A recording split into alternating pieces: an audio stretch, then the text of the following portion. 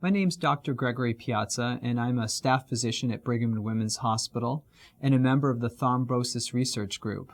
And I'm very happy to talk about a textbook that we've put together and has been published focused on venous thromboembolism. Venous thromboembolism is the third most common cardiovascular disorder in the United States, second only to myocardial infarction and stroke. What's unique about venous thromboembolism is that it doesn't just prey on the elderly or the sick, it can affect the young and the healthy. And in that way, it presents unique challenges because it's often misdiagnosed in patients who are otherwise healthy, and that can lead to some important complications. About a decade ago, the Thrombosis Research Group was approached to provide a set of guidelines for treating and evaluating venous thromboembolism for our hospital network. And so we put together the first venous thromboembolism guidebook. 5 editions later, what we had was a state-of-the-art but practical guide to taking care of these very vulnerable patients with venous thromboembolism.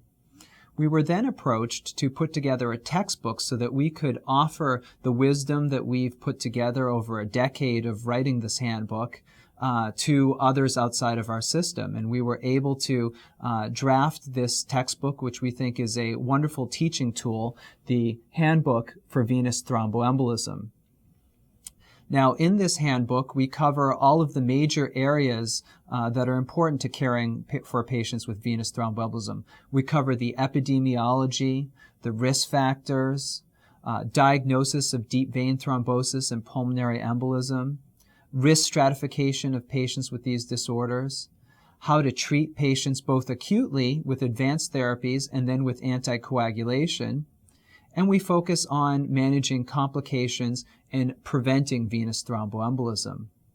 Now, to make this handbook more user-friendly and more practical, we've included case vignettes at the start of every chapter, and we have over 80 plates and tables to highlight important concepts within each chapter. On top of that, we've included self-assessment questions at the beginning of each chapter and then provide detailed explanations at the end.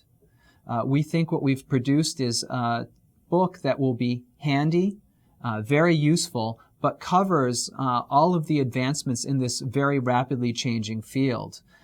We know that venous thromboembolism presents a particular challenge to clinicians in the hospital and the clinics because of its protein manifestations and all of the changing guidelines and new therapies. And we think that this guideline can actually help to navigate the difficulties of this common but challenging patient population. Thank you.